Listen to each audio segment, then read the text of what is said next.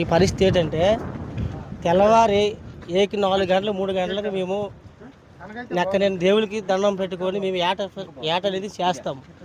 ఈ సముద్రం వ్యవహారం ఎలాగుంటదైతే 7 కెరటాలు వస్తాయి. ఆ 7 కెరటాలు దాటి ఎళ్తోడికి మేము నేను దేవుడికి మొక్కుకుంటాం.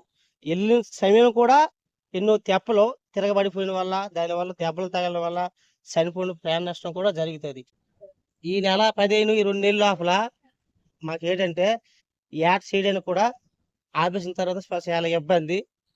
దీనివల్ల మేము ఇక్కడ కన్నీళ్లతో బతకలేకపోయి గోవా అయినా సరే, మద్రాస్ అయినా సరే ఎక్కడికో వెళ్ళడానికి మేము ఎంతో మనిషి వెళ్తుంటాము. వెళ్ళడమే తెలుసు గానీ అక్కడికెళ్ళిన తర్వాత చాలా చాలా ప్రాణ నష్టాలు కూడా జరుగుతుంటాయి. ఆల్రెడీ మా ఊర్లో కూడా ఇంతకుముందు ఇద్దరు, ముగ్గురు చనిపోయి ఉన్నారు. అక్కడ కూడా చాలా కష్టాలైనయి. కానీ ఈ 2 నెలల లోపల మాత్రము బతకడం అనేది మాత్రము చాలా కష్టము. అదే విధంగా ఈ 2 నెలలు అంటే ఈ 4 నెలల లోపల ఈ 3 నెలలు చాలా గాలులొస్తాయి. దానివల్ల 10 లక్షలు, 20 లక్షల రూపాయల ఆస్తులు యాంగారేసుకొని ఉంటాం సముద్రం లోపల. ఈ 24 గంటలు ఏ గాలొస్తుందో, ఏటొస్తుందో తెలీదు. అలాగే ఎన్నో తెప్పలు కూడా వెళ్ళిపోయే ప్రదేశం కూడా అయితున్నది.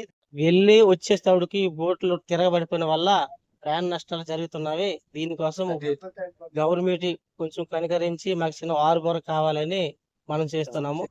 ఫ్రెండ్స్, ఈ రోజు మా కపస్కుద్ది ఫిషర్మెన్స్ చెప్పారు కదా వాళ్ళ కష్టాలు చాలా ఎక్కువ ఉన్నాయి. అంటే వాళ్ళు ఏమంటున్నారంటే బోట్లకి వెళ్ళేటప్పుడు వచ్చేటప్పుడు ఆ బోట్లు బోల్తా పడి ఎంతో మంది ప్రాణ నష్టాలు అయితే జరుగుతున్నాయని వాళ్ళు చెప్పారు. దీని అంతటికి కారణం ఈ కపస్కుద్ది గ్రామంలో గానే, ఈ చుట్టుపక్కల గ్రామంలో గానే ఎటువంటి చిన్న చిన్న హార్బర్స్ లేకపోవడం వల్ల ఈ ప్రాణ నష్టాలు అయితే జరుగుతున్నాయి. ఈ వీడియో చూసిన ప్రతి ఒక్కరు గవర్నమెంట్ దృష్టికి వెళ్ళేలా అయితే ప్రతి ఒక్కటి షేర్ చేయండి. మీ షేర్ చేయడం వల్ల మా ఫిషర్మెన్స్ జీవితాల్లో సేవ్ చేసేవారు అవుతారు.